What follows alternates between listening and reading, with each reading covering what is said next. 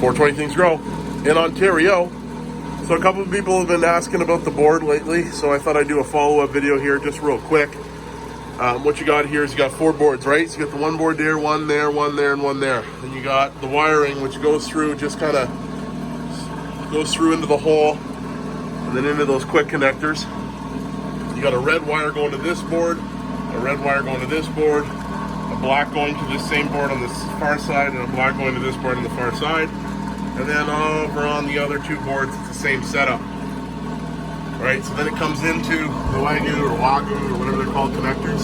So you got 1 red going to all reds, 1 black going to all blacks out of the Speedwell driver. And that's your adjustment. I got it nice and cranked up. So that's about it. You also got these wing nuts and eyelets here to hold it up. And then it comes with those wire connectors, but I never really did anything. And then there's the power connector that goes to the wire, which then plugs in. So that's about it. Just a quick little video for a couple people. Thanks, guys.